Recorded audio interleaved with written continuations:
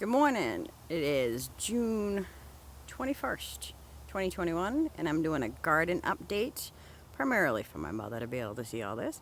So this is something I had shared pictures of before it was all filled. So I'm going to give you guys a quick walkthrough to see what's going on in my experimental heirloom garden this year. So I have 3 raised beds.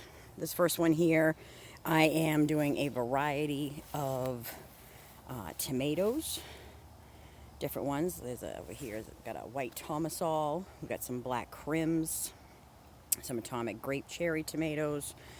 We've got a variety of peppers. So we've got a Cali Wonder pepper right there. And then a variety of spinaches and lettuce. Spinach is kind of on its way out because of the extreme heat lately, but we're still getting a little bit. Some mesclun mixed lettuce. This is one of my all-time favorites, the black-seeded Simpson lettuce. I'm going to pick some of that in just a few minutes. And then I have some bib lettuce here as well, so I just picked the large leaves and it just keeps on growing. We've got mixed in here too as well some basil. And of course, got to have some French-Canadian sarriette. We've got some lavender over here as well, some parsley and some dill. These have already all been trimmed at least once and I'm hanging to dry. And we've got a little experimental celery head I did with the students, where I took the celery base and we're regrowing that, and all the mums. So everything in this garden 100% from seed, no plant spot. So that's a huge win this year. Over here we've got some red beets, doing some potatoes. Those were from potato seeds. We're doing another round of bok choy, hopefully, because the first one kind of bolted a little bit, but it was still tasty. Some more potatoes, a strawberry plant with some radicchio and endive that I started a couple weeks ago. Some butternut squashes. We've got some golden beets in this pot. And then in all these little pots here for tomatoes, these are the Romas, because they're a determinate variety and they're a little bit on the shorter side. So those will do well there. These little cage looking things here, I've got some different climbing beans, pole beans, and some peas. So I just put in some more peas. Then back here we've got a little patch started of sunflowers and some corn. This second bed, we'll go this way, has got a variety of bush beans, so yellow, purple, and green. And we've got some broccoli here in this row. We've got some green cauliflower started here. Now on the side, we've got different peas, so snow peas and some sugar peas, sugar snaps. Right, you can see these beautiful snow peas right here.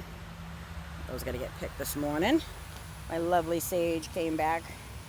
We've got some Brussels sprouts going and a couple of artichokes. Just put in some more seeds for that because some critters were loving those little starter plants, but since we're trying to be as organic as possible, it comes with the territory. So here are some of those beautiful sugar snap peas and some cilantro. Over here is the end of the first batch of radishes that are going to get picked this morning.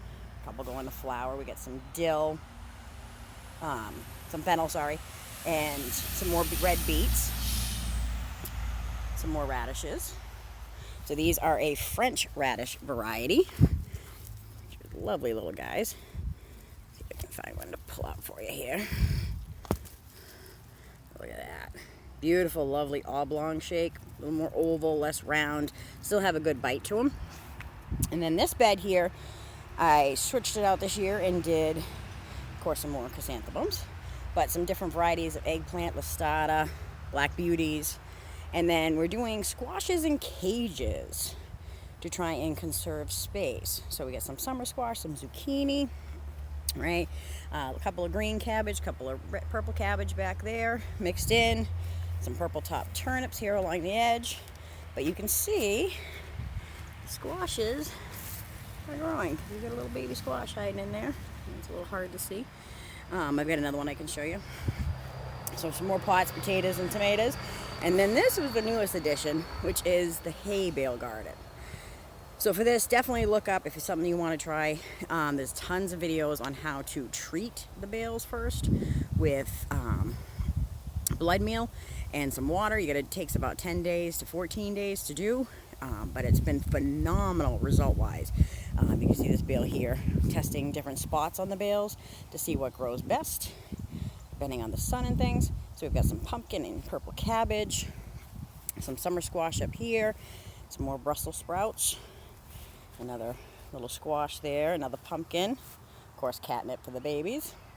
A Paris pumpkin right here, that's supposed to get really big. These are some Ron zucchinis. You can tell by more of those rufflier leaf styles. So those are nice little round green striped zucchinis. Some more cabbages, potatoes. Got a couple of watermelons started over there on the ground. You see these bales back here have got some cucumber plants rocking. Nice, we've got quite a few cucumbers with some mixed in down the bottom. Some extra plants just in case. Got some melon along the back here and some corn started. This gets good sun in the afternoon. It's still early in the morning now. Now these bales here, look at this, right? These are tomatoes. These are red cherry tomatoes on this one, and they are massive. They are loving the nitrogen levels in these hay bales. So are the squash.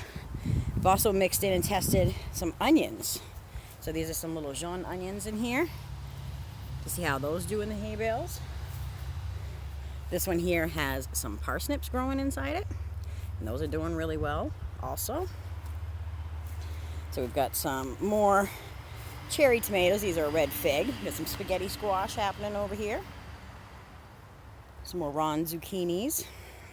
Some hot peppers. So those are going to start taking off soon with this heat increase for sure. As you know, they really love that hot weather, right? So these are some more red cherries as we go through. These are some Amish paste. Those are great for sauce making, right? And you notice I put different stuff, different spots to see what grows best where. And you'll see some of these plants are just massive. So every one of these on this side has a few tomatoes. Let's see, this guy here is a tie-dye tomato. Some more summer squash. And you'll see how lovely that's growing, right? Right out of the side of the bale. All right, we're testing a little purple cabbage as well. Some more parsnips. These are hollow parsnips up here. The other ones were Gersneys. And then some more carrots on this one. And those are doing really well. So that is my overall garden. So it's a good space. I expanded the fence out by 50 feet. Right? Gives me a lot more growing room, a lot of test spots to see what's happening. So happy planting.